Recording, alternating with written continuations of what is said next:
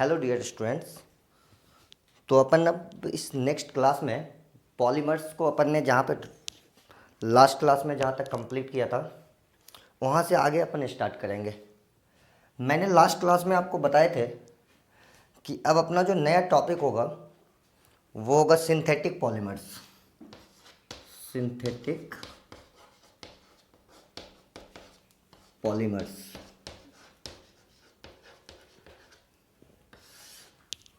Synthetic polymers अपना next topic होगा। तो जो सिंथेटिक पॉलीमर होते हैं बेसिकली यहाँ पे हमको सिंथेटिक पॉलीमर के टर्म में सिंथेटिक रबर देखना है, ठीक है। तो ये जो सिंथेटिक रबर होता है यह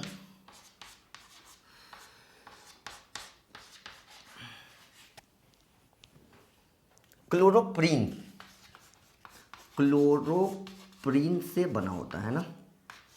और क्लोरोप्रीन अपन किसको बोलते हैं? 2 क्लोरो 1,2 डाइमिथाइल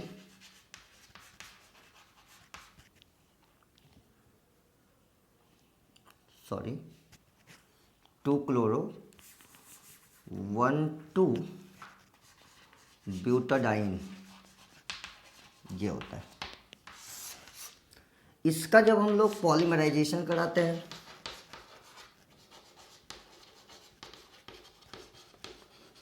जब हम लोग इसका पॉलीमराइजेशन कराते हैं तो इससे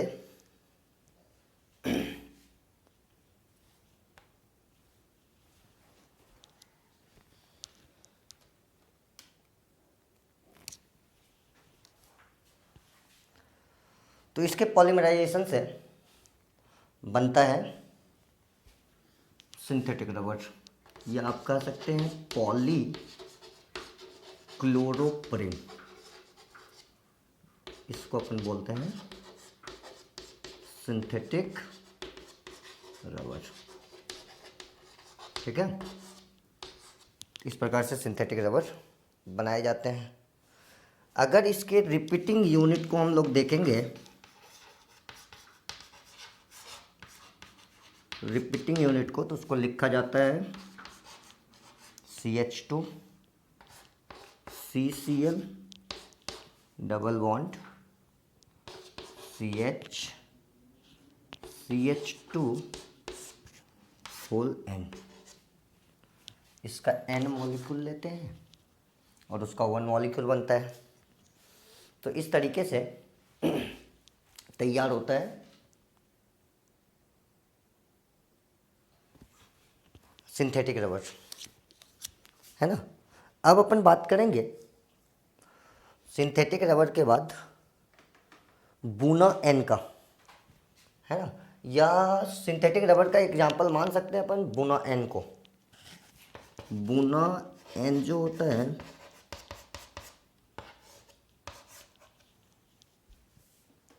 यह एक टाइप का एक सिंथेटिक रबर होता है। It is a type of synthetic rubber, है ना।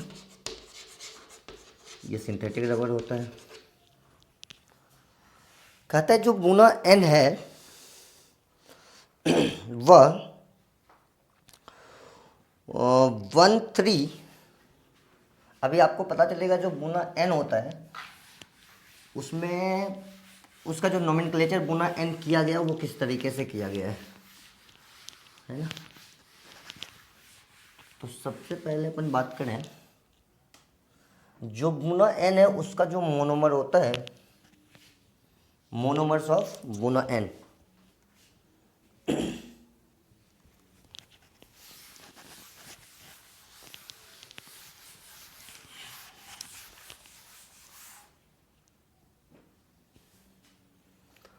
तो जो बूना एन है उनके मोनोमर्स होते हैं 1,3 ब्यूटाडाइल CH double bond sorry CH2 double bond CH double bond CH2, मतलब ये हो गया 1,3 ब्यूटाडाइल।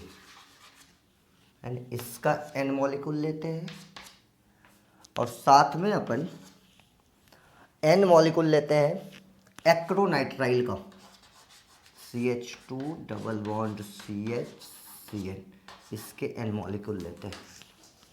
ठीक है, इसका एन मॉलिक्यूल ले लेते हैं एक्रोनाइट्राइल का। तो इससे हमें मिलता है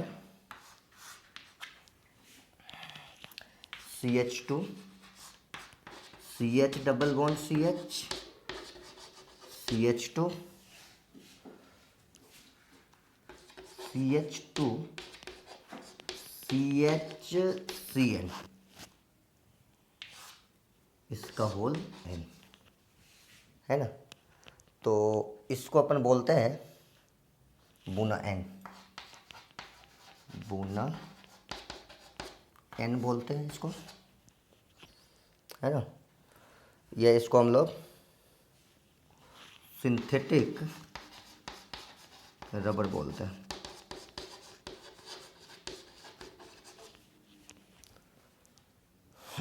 अब जो इसका नेक्स्ट एग्जाम्पल होता है, अब जो इसका नेक्स्ट एग्जाम्पल्स होता है,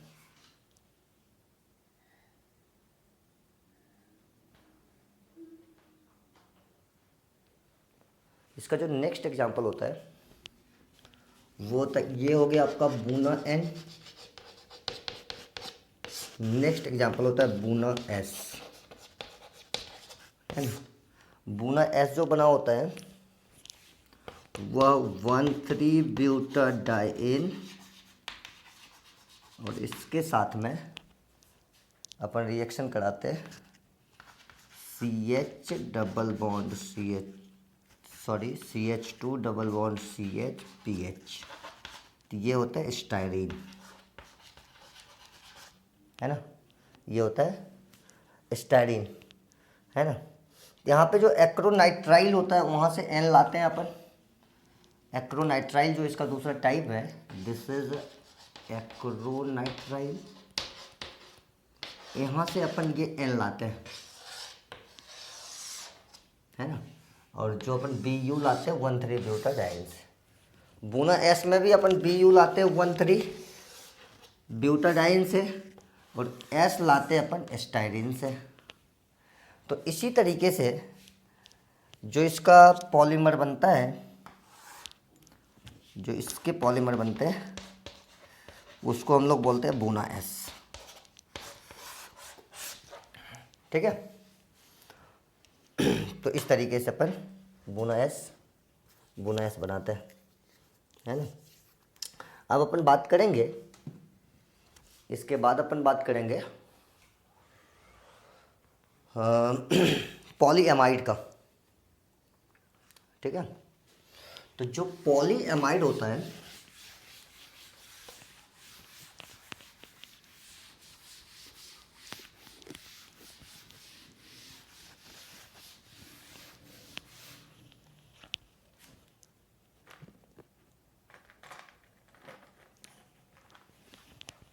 इसके बाद अपन बात करेंगे पॉलीअमाइड। कहता है जो पॉलीअमाइड होता है उसमें हमें दो इम्पॉर्टेंट पॉलीअमाइड्स पढ़ने हैं। एक पढ़ने हैं नाइलॉन 6 और दूसरा पढ़ना है नाइलॉन 6,6। नाइलॉन 6,6, ठीक है, एक नाइलॉन 6 और दूसरा नाइलॉन 6,6। तो सबसे पहले अगर अपन बात करें नाइलॉन 6 की, नाइलॉन 6 की बात करें तो यह कैप्रोलैक्टम से बना होता है। मतलब आप ऐसे कह दीजिए कि जो इसका मोनोमर्स होता है वह होता है कैप्रोलैक्टम। ठीक है, कैप्रोलैक्टम इसका मोनोमर्स होता है नाइलॉन 6 का। ठीक है, और जो कैप्रोलैक्टम है उसके स्ट्रक्चर जो अपने को बनाने हैं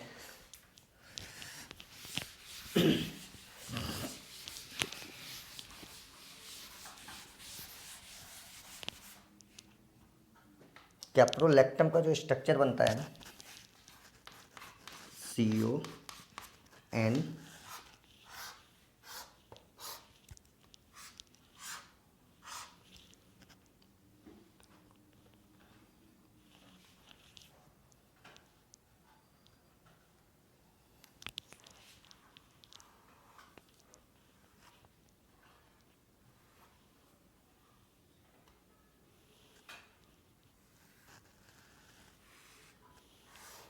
इस तरह से जोड़ दीजिए, है ना। तो इसमें हो गए 6 कार्बन, 1 2 3 4 5 6 कार्बन, और ये 7 मेंबर्ड रिंग होता है ना। यह एक कैप्रोलैक्टम जो है, कैप्रोलैक्टम जो है यह एक साइक्लिक अमाइड होता है। क्या होता है? साइक्लिक अमाइड होता है ये एक, है ना। और जो इसके पॉलीमराइजेशन होते हैं उससे जो रिपीटिंग यूनिट आता है वह NH CH2 whole 5 CO whole N आता है, ठीक है। तो इसके अपन N मॉलिक्यूल लेते हैं, इसका अपन पॉलीमराइजेशन कराते हैं तो अपने को मिलता है नाइलॉन 6। यहाँ पर नाइलॉन 6 है, इसमें जो 6 रिप्रेजेंट करता है, यह रिप्रेजेंट करता है number of carbon in its monomers, that is per unit. मतलब उसके एक यूनिट में कितने पॉलीमर होते हैं, सॉरी कार्बन होते हैं, ठीक है। और इसके बाद जब अपन नाइलॉन 6 की बात करेंगे, है ना, तो नाइलॉन 6 की जब बात करें तो वह बना होता है, नाइलॉन 6 जो बना होता है ये आप नोट कर लीजिए, है ना। और फिर अपन बात करते हैं नाइलॉन 6 की। कहता है नाइलॉन 6 जो बना होता है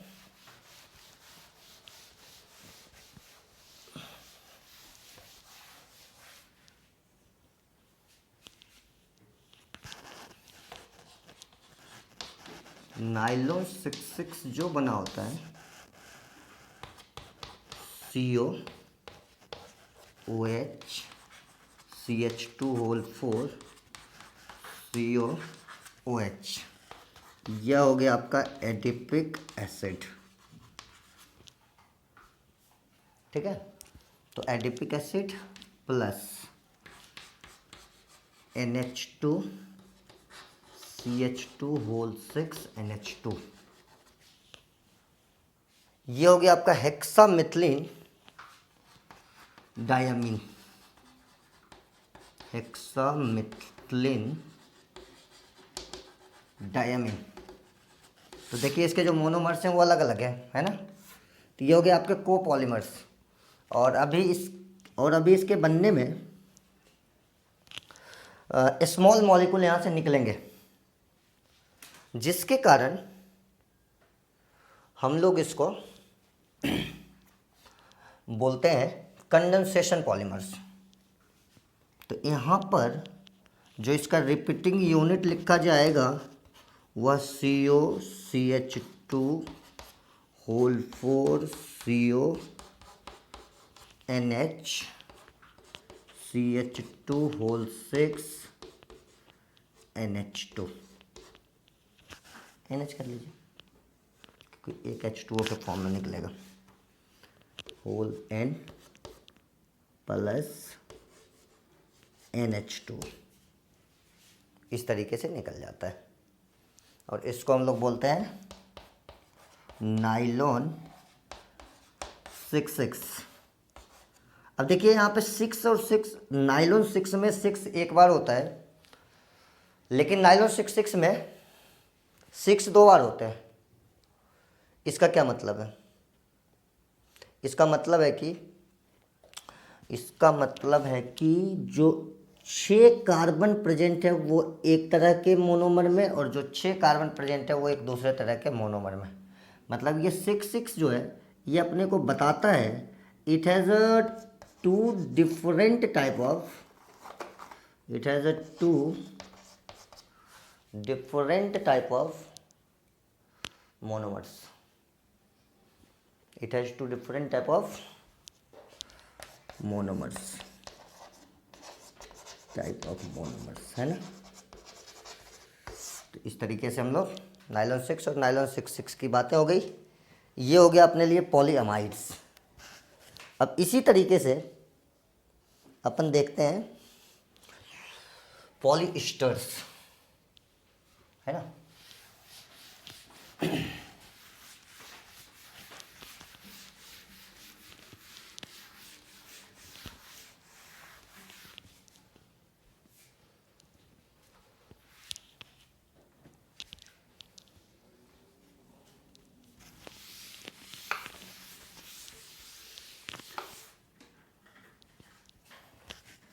अब अपन बात करेंगे पॉलीइस्टर्स का। पॉलीइस्टर्स तो अपने सिलेबस में जो इम्पोर्टेंट पॉलीइस्टर्स हैं उसमें एक आता है टेरलिन, TERYLEN, टेरलिन। कपड़े के थ्रेड बनाने में इसका यूज होता है, ठीक है। टेरलिन का यूज कपड़े के थ्रेड बनाने में होते हैं। और यह जो टेरलिन होता है इसका जो मोनोमर होता है, मोनोमर वो होता है टेरिथैलिक एसिड, टेरिथैलिक एसिड। टेरिथैलिक एसिड इसका मोनोमर होता है। तो टेरलिन के नाम में जो TER आता है वो यहाँ से आता है, टेरिथैलिक एसिड से, ठीक है। और जो दूसरा इसका मोनोमर होता है, दो तरह के मोनोमर होते हैं इसमें, एक होता है टेरिथैलिक एसिड और दूसरा होता है इथिलीन ग्लाइकॉल, इथिलीन ग्लाइकॉल। इस तरीके से टेरलिन में इथिलीन का LENE या कहिए YLENE आता है और टेरलिन का TER आता है। इस तरीके से इसके नाम होते हैं टेरलिन के, है ना। टेरलिन के नाम टेरिथैलिक एसिड से टेरी लेता है और इथिलीन से YLENE लेता है ना। तो यह भी एक तरीके से हम देखें तो कोपॉलीमर है। क्या है? कोपॉलीमर, ठीक है। यह भी एक तरीके से कोपॉलीमर होता है। तो इसका अगर अपन रिपीटिंग यूनिट बनाने का कोशिश करें तो देखिए किस तरीके से करेंगे। टेरिथैलिक एसिड का मतलब होता है बेंजीन के रिंग में 2 COH पैरा पोजीशन पर, है ना, पैरा पोजीशन पर, इसको बोलते हैं टेरिथैलिक एसिड। और इसका दूसरा मोनोमर है CH2OH। दोनों का NN मॉलिक्यूल अपन लेते हैं। अपने लिए जो मोनोमर्स बन के आता है, सॉरी जो पॉलीमर बन के आता है वो आता है CO, बेंजीन रिंग CO। यहाँ पर आएगा वो ईथर का बॉन्ड, ईस्टर का बॉन्ड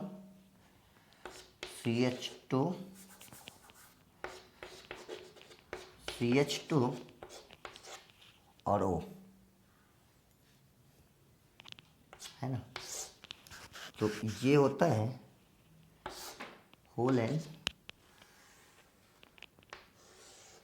ये होता है O N, ये होता है इसका रिपीटिंग यूनिट, ठीक है। टेरिथैलिक एसिड का इस तरीके से हम लोग, टेरलिन का, ठीक है। तो इस तरीके से हम लोग बनाते हैं टेरलिन का रिपीटिंग यूनिट और इसको अपने को बार बार बना के प्रैक्टिस करना है। तो ये हो गया इसका टेरिथैलिक एसिड और ये हो गया इथिलीन ग्लाइकॉल इथिलीन ग्लाइकॉल, और ये हो गया अपना टेरलिन। तो इस तरीके से अपन टेरिथैलिक एसिड और इथिलीन ग्लाइकॉल का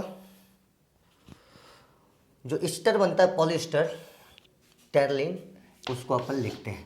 पहला पॉलिएस्टर है यह, है ना। सही से इसको देख लो और इसके स्ट्रक्चर वगैरह को बार बार बना के आप प्रैक्टिस करो।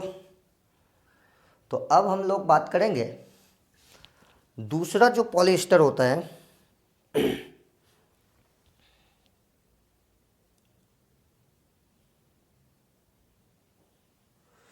ग्लिप्टल। दूसरा जो पॉलिएस्टर होता है वो होता है ग्लिप्टल।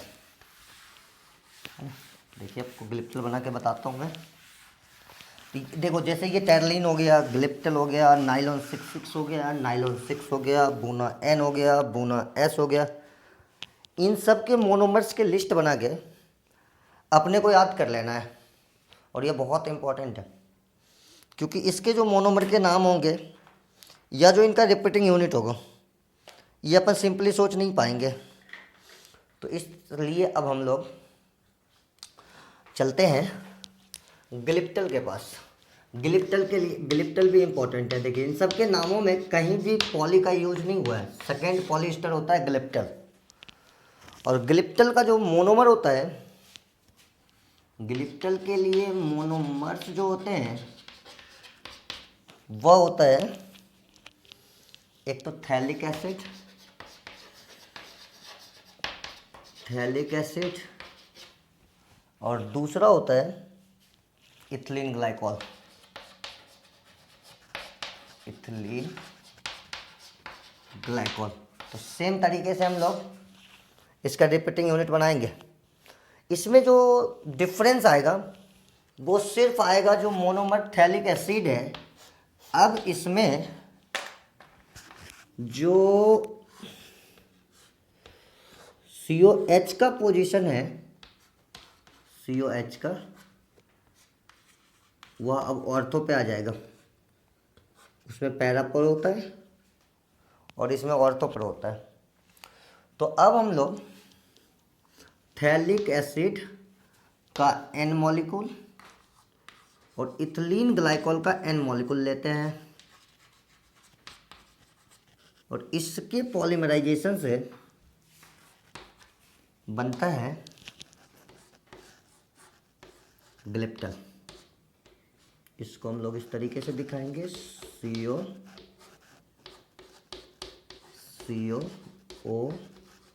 CH2 होल है।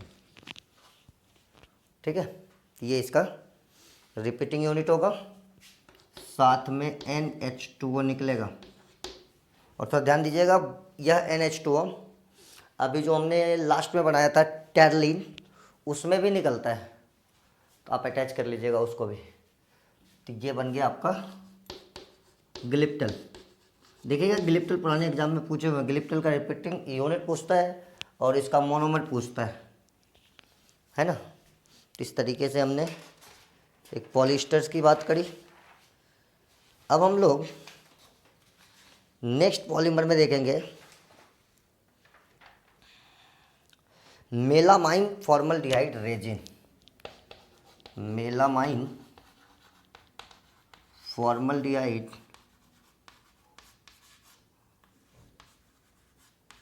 रेजिन, मेलामाइन फॉर्मल्डिहाइड रेजिन देखते हैं अपन। इसको बनाने के लिए सबसे पहले आप देखिए इसका जो यूनिट तैयार करते हैं हम लोग, N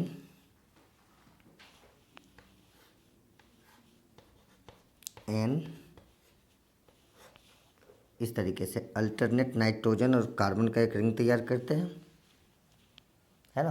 अल्टरनेट नाइट्रोजन और कार्बन का रिंग तैयार करते हैं।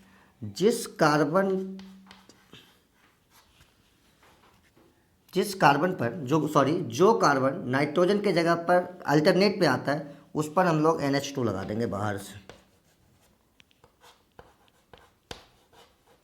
NH2 लगा देंगे। इस तरीके से, ठीक है। और इसमें अल्टरनेट डबल बॉन्ड दे देंगे। इस तरीके से यह स्ट्रक्चर होता है मेलामाइन का, है ना। ये है आपका मेलामाइन। और अब आप नेक्स्ट बना लीजिए फॉर्मल्डिहाइड HCHO, है ना। तो मेलामाइन और फॉर्मल्डिहाइड जो आपने बनाया, तो इन दोनों के एसोसिएशन से, या इसका NN मॉलिक्यूल आप ले लीजिए, तो अपने को मिलता है N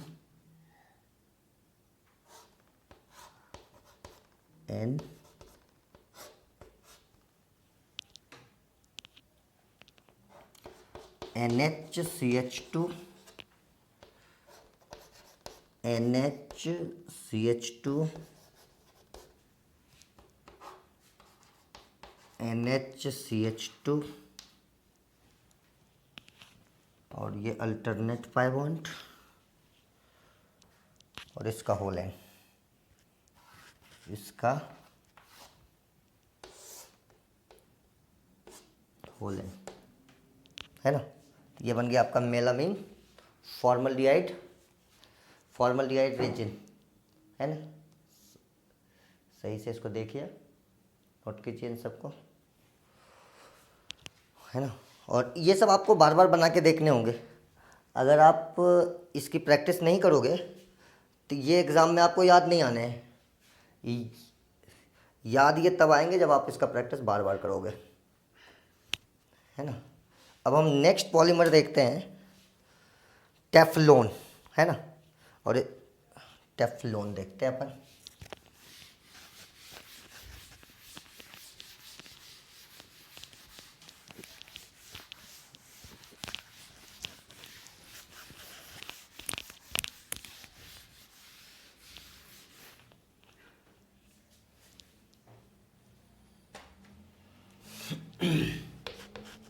टेफ्लॉन जो पॉलीमर होगा, टेफ्लॉन, इसको बनाने के लिए टेट्राफ्लोरोइथीन का यूज होता है। टेट्राफ्लोरोइथीन, ये इसका मोनोमर होता है, मोनोमर टेट्राफ्लोरोइथीन, ठीक है। इसमें आपको टेट्राफ्लोरोइथीन में आपको फ्लोरीन का पोजीशन बताने का ज़रूरत नहीं है, क्योंकि कोई और पोजीशन पॉसिबल हो ही नहीं सकता है। 2 कार्बन है, दोनों की 2 वैलेंसी खाली है ना। और 4 आपको फ्लोरीन लगाने हैं, तो आपको एनी हाउ 2 लगाने ही पड़ेंगे दोनों पे। तो इस तरीके से ये भी एग्जाम में पूछा हुआ क्वेश्चन है कि जो टेफ्लून होता है उसके मोनोमर का नाम क्या है, टेट्राफ्लोरोइथीन। इसका आप N मॉलिक्यूल लीजिए, इसका पॉलीमराइजेशन कराइए, आपको मिलेगा CFF होल N, है ना। तो ये पॉलीथीन के जैसा है, मतलब ये जो टेफ्लून है हम इसको एडिशन पॉलीमर बोल सकते हैं, साथ ही साथ इसको लीनियर पॉलीमर भी बोल सकते हैं, है ना। और इसका मोनोमर हो गया टेट्राफ्लोरोइथीन। तो अब हम लोग नेक्स्ट में चलेंगे phenol formaldehyde resin. Phenol formaldehyde resin, bakelite के नाम से जानते हैं इसको, बेकेलाइट, ठीक है। बेकेलाइट, फिनॉल फॉर्मल्डिहाइड रेजिन को हम लोग बेकेलाइट के नाम से जानते हैं। इसको बनाने के लिए देखिए लिया जाता है फिनॉल, साथ में फॉर्मल्डिहाइड। जब इन दोनों के रिएक्शन होते हैं तो मिलता है OH, CH2OH, साथ में OH और CH2OH। तो एक तरीके से ऑर्थो और पैरा दो प्रोडक्ट मिलते हैं, है ना। इसमें जो ऑर्थो प्रोडक्ट होता है, इसका OH CH2OH जो होता है, यह जब पॉलीमराइज करता है तो बनाता है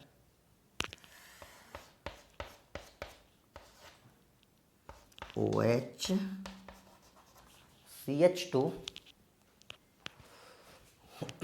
ठीक है, OH CH2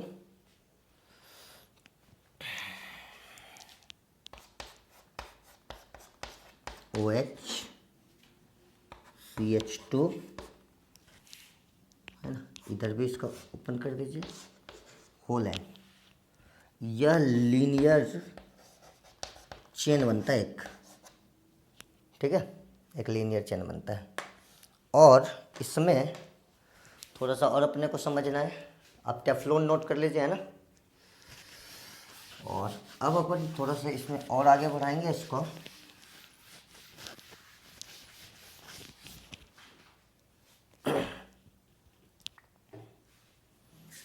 जब n मॉलिक्यूल ऑर्थो प्रोडक्ट का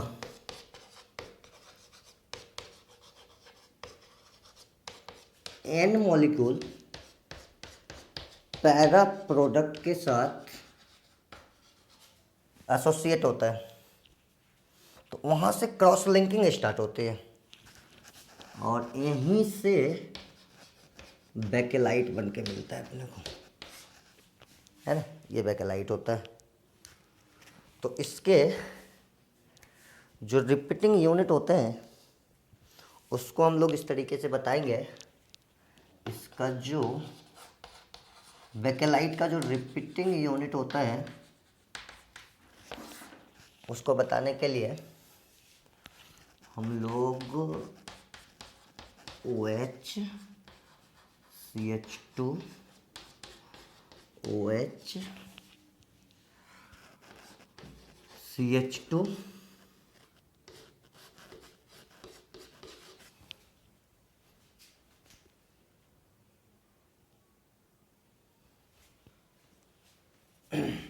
ठीक है, OH CH2,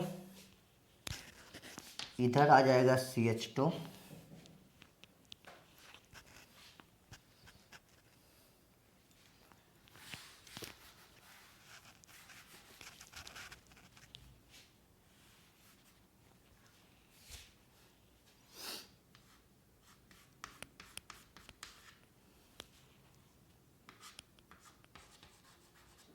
CH2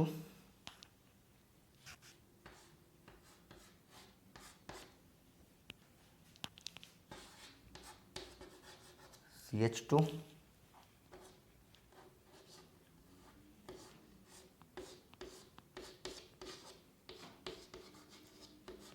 CH2।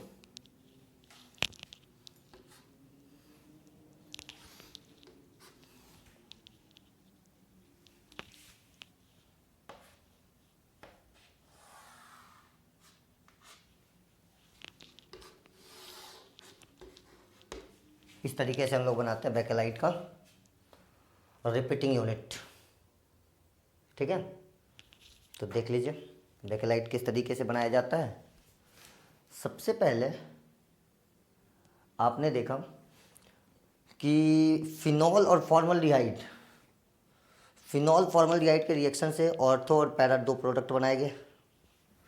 Ortho product के एसोसिएशन से लीनियर चेन बनता है, और जब ऑर्थो पैरा दोनों आते हैं तो उससे क्रॉस लिंकिंग होता है और फाइनली अपने को बेकेलाइट मिल जाता है।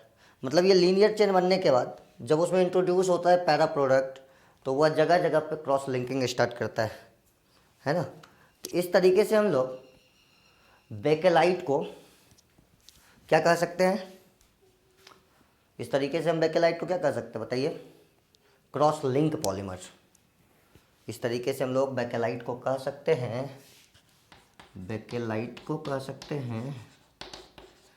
Cross link polymer. Cross link polymer. ठीक है, तो अच्छे से आप इसको नोट कर लीजिए, है ना। और फिर अपन बात करेंगे आगे और भी तरह के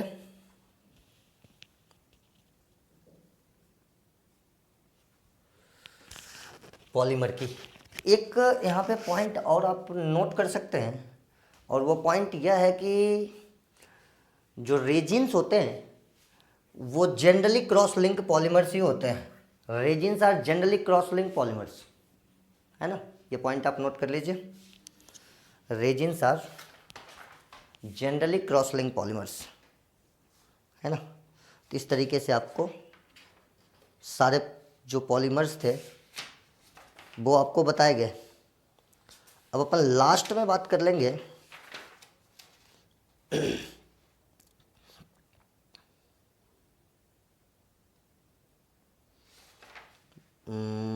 वेरी लास्ट टॉपिक है इसका,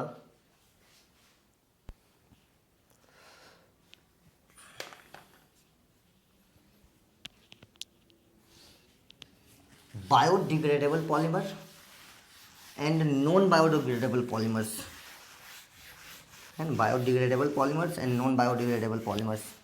मतलब वह पॉलीमर्स जो एटमॉस्फेरिक डिग्रेडेशन शो करता है। मतलब आपने उसको फेंक दिया तो सड़ जाए, गल जाए, खत्म हो जाए। तो इस तरीके के जो पॉलीमर्स होते हैं वो कहलाते हैं बायोडिग्रेडेबल, और जिनका डिग्रेडेशन नहीं होता है वो होता है नॉन बायोडिग्रेडेबल, है ना। आपको पता होगा कि आने वाले समय में no single use of plastic का बहुत सारा प्रचार आपने सुना होगा। अपने इंदौर में तो प्लास्टिक का यूज़ बहुत जगह पे आपने देखा होगा होता ही नहीं है, उसको रिस्ट्रिक्ट कर दिया गया है। तो अब अपन देखते हैं बायोडिग्रेडेबल पॉलीमर्स। जैसे आपने देखा होगा कागज़ का जो कैरी बैग होता है, वो जो कागज़ का कैरी बैग होता है वो एक्चुअल में बायोडिग्रेडेबल होता है। उसको आप फेंक देंगे तो ख़त्म हो जाएगा, है ना। और जो नॉन बायोडिग्रेडेबल होता है वो उसमें इस तरह की चीज़ें नहीं होती, और वो काफ़ी हार्मफुल होता है। वो अगर अपने मिट्टी में मिलते हैं तो उसकी जो फर्टिलिटी होती है वो ख़त्म हो जाती है ना। तो इस तरीके से अपन थोड़ा सा बात कर ले। फाइनल लास्ट टॉपिक है इस चैप्टर का, बायोडिग्रेडेबल पॉलीमर का।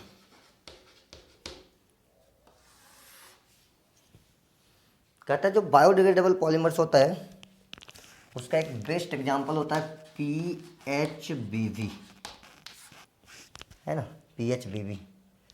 इसको अपन बोलते हैं, पूरा नाम इसका पॉली बीटा हाइड्रोक्सी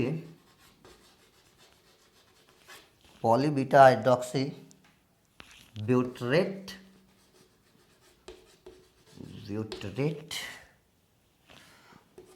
को, है ना, को बीटा हाइड्रोक्सी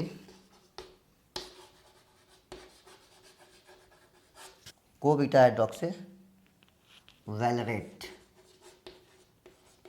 आपको याद होगा वैलरिक एसिड जो होता है 5 कार्बन के कार्बोक्सिलिक एसिड होते हैं, ठीक है, वैलरिक एसिड। तो अब अपन बात करते हैं यहाँ पे PHBV का। तो देखिए इसके नाम जो है ना, इसके नाम में ही इसके मोनोमर्स थोड़ा थोड़ा क्लियर हो रहा है। एक तो ब्यूटरेट है और एक वैलरेट है। तो कहीं ना कहीं से इसमें 4 कार्बन का और 5 कार्बन का कार्बोक्सिलिक एसिड यूज होगा, जिसके बीटा पोजीशन पर हाइड्रोक्सी लगा होगा। बीटा का मतलब देखिए क्या होता है, समझिए, CH3 CH2 CH2 COH, ये हो गया आपका वैलरिक एसिड। इसका यह पोजीशन अल्फा हुआ, यह पोजीशन बीटा हुआ, यहाँ आप लगा दीजिए OH।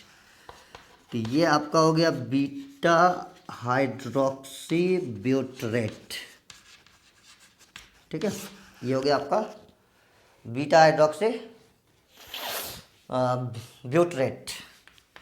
इसी तरीके से अगर आपको वेलरेट बनाना है तो आप पहले 5 कार्बन का कार्बोक्सिलिक एसिड तैयार कीजिए। ठीक है, 5 कार्बन का कार्बोक्सिलिक एसिड लिया आपने, और ये इसका अल्फ़ा है, यह इसका बीटा है, यहाँ पे आपने लगा दिया OH। ठीक है, तो इस तरीके से बन गया बीटा हाइड्रोक्सी वेलरेट। अब इनके पॉलीमराइजेशन से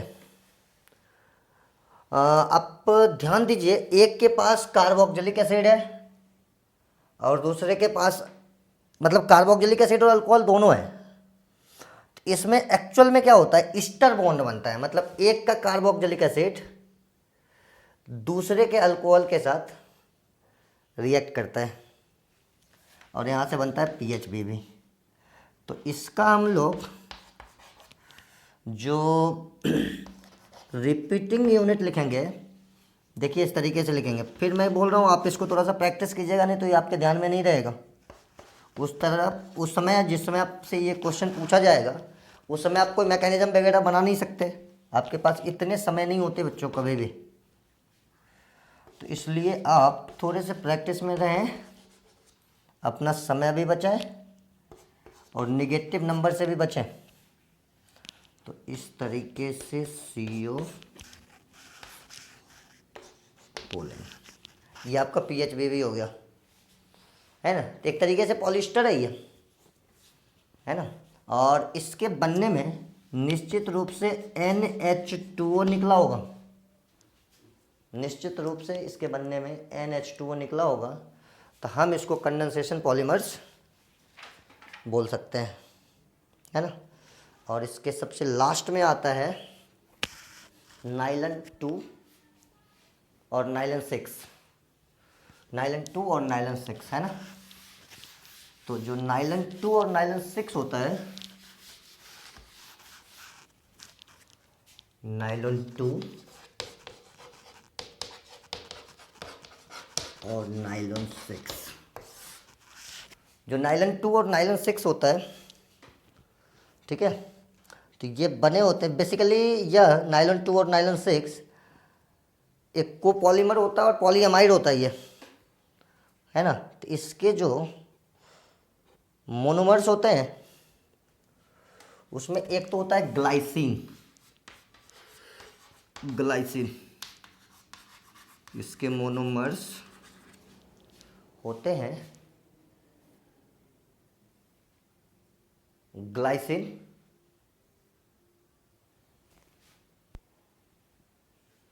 इसके मोनोमर्स एक होते हैं ग्लाइसिन, है ना। ग्लाइसिन जो अपन ने देखा है एमिनो एसिड्स में, है ना, गाबली करके आपको बताया गया था, उसमें एक तो ग्लाइसिन होता है ना, और 4 और भी होते हैं। तो उधर आप देख सकते हैं बायोमॉलिक्यूल में इसको वापस रिवाइज के लिए। तो ये जो एक मोनोमर है इसका ग्लाइसिन, और दूसरा है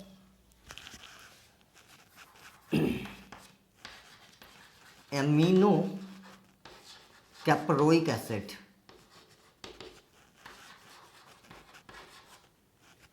ये मोनोमर 1 हो गया और ये मोनोमर 2 हो गया।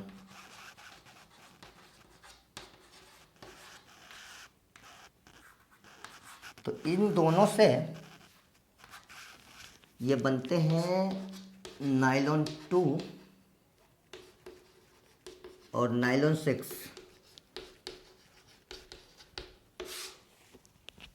ठीक है, नाइलॉन 2 और नाइलॉन 6 बनता है। तो हम कह सकते हैं कि यह भी कोपॉलीमर होता है और यह पॉलीएमाइड भी होता है, और साथ ही साथ यह बायो डिग्रेडेबल होता है। तो इस तरीके से हम लोग पॉलीमर्स को देखते हैं। इसमें एक मैकेनिज़्म रह गया था जिसका मैं लास्ट में चर्चा कर देता हूँ। वो था, वो जो लास्ट मैकेनिज़्म, इसके एक मैकेनिज़्म जो रहे हैं वो थे free radical polymerisation, free radical polymerisation. ठीक है, तो देखिए जो फ्री रेडिकल पॉलीमराइजेशन होता है वह मेनली जब आप अपन फ्री रेडिकल एडिशन या फ्री रेडिकल सब्स्टिट्यूशन वगैरह कराते हैं तो जिस तरीके से उनके मैकेनिज्म चलते हैं ठीक वैसे ही इनका भी मैकेनिज्म होता है। ठीक है, फ्री रेडिकल मैकेनिज्म जो होता है उसी तरीके से इसको अपन बनाते हैं। देखा जाए थोड़ा सा फ्री रेडिकल पॉलीमराइजेशन।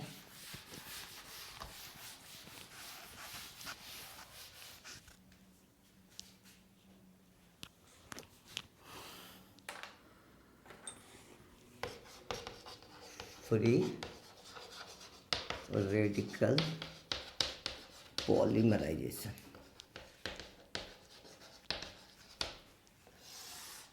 है ना।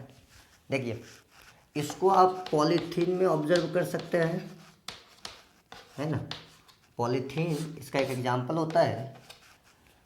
और जो फ्री रेडिकल रिएक्शंस होते हैं इसके 3 स्टेप होते हैं, मैं आपको पहले ही बताता हूँ। एक होता है इनिशिएशन, जहाँ पर फॉर्मेशन ऑफ फ्री रेडिकल होता है, फॉर्मेशन ऑफ फ्री रेडिकल। दूसरा स्टेप होता है इसका प्रोपगेशन। प्रोपगेशन का मतलब होता है कोई भी रिएक्शन का स्टेप अपने आप आगे बढ़े बिना किसी एक्सटर्नल हेल्प का, है ना। बिना किसी एक्सटर्नल हेल्प का अगर वो आगे बढ़ता है तो हम लोग उसको बोलते हैं प्रोपगेशन। ठीक है, तो प्रोपगेशन हो गया। और लास्ट स्टेप इसका होता है टर्मिनेशन। टर्मिनेशन, टर्मिनेशन मतलब जहाँ पे रिएक्शन रुक जाता है। तो अगर हम लोग इथीन के साथ फ्री रेडिकल पॉलीमराइजेशन कराना चाहते हैं तो आपको याद होगा कि जो फ्री रेडिकल बनाना होता है उसमें जो इम्पोर्टेंट रिएजेंट होता है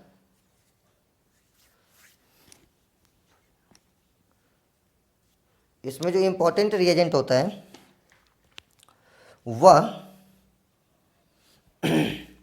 इम्पोर्टेंट रिएजेंट होता है इसमें परऑक्साइड। परऑक्साइड का यूज करके हम लोग सबसे पहले फ्री रेडिकल जनरेट करते हैं, उसके बाद प्रोपगेशन होता है और फिर फाइनली जब सारे मोनोमर्स अपने ख़त्म हो जाते हैं तो टर्मिनेशन स्टेप आ जाता है। तो मान लीजिए यहाँ पर परऑक्साइड के फॉर्म में हम ले लेते हैं बेंजोइल परऑक्साइड।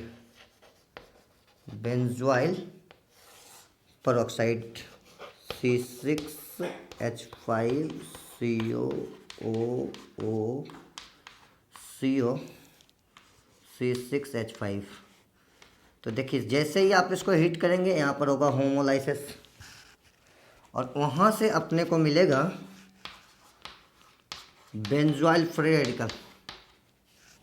ठीक है, वहाँ से अपने को मिलेगा होमोलाइसिस के थ्रू बेंजोइल परऑक्साइड।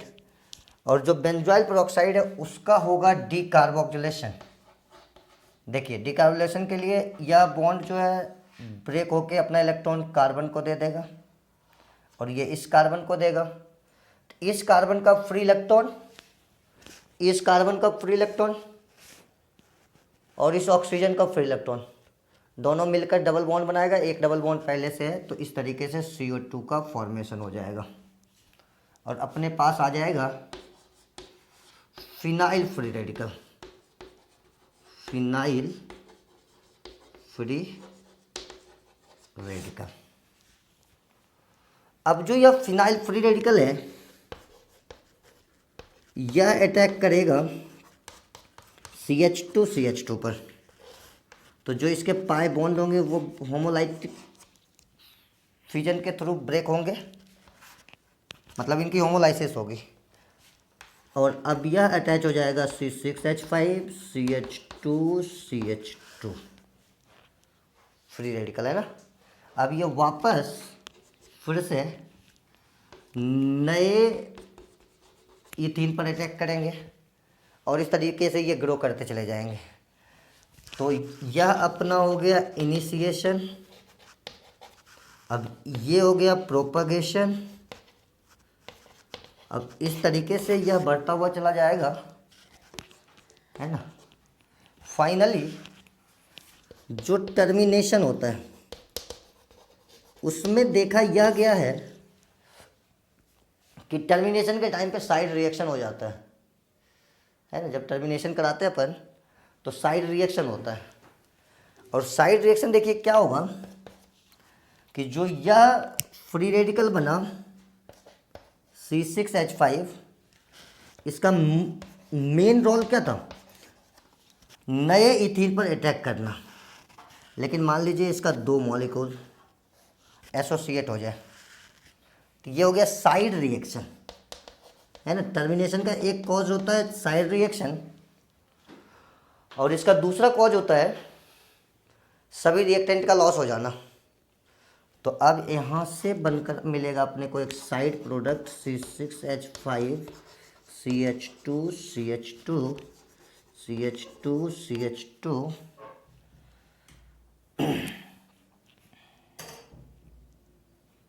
C6H5। या मान लीजिए अगर आप कोई दूसरे फ्री रेडिकल को एसोसिएट कराएंगे तो कोई दूसरा भी आपको मिल सकता है साइड प्रोडक्ट। तो इस तरीके से हम लोग पॉलीमर्स को कंप्लीट करते हैं। तो ये अपना हो गया पॉलीमर, ठीक है। अब अपन नेक्स्ट क्लास में सरफेस केमिस्ट्री के साथ, या हो सकता है मैं फिजिकल का कोई टॉपिक जो कैलकुलेशन वाला होता है उसके साथ आपको वीडियो बना कर दूं, और आप लोग इसको एंजॉय कीजिए, पढ़िए, है ना। एग्ज़ाम के लिए तैयार कीजिए, घर में बने रहिए। कोरोना वायरस के कारण इधर उधर नहीं जाना है आपको, तो बेहतर है कि आप खूब पढ़ें और आप भी बड़े बड़े डॉक्टर बने। Thanks a lot, thank you.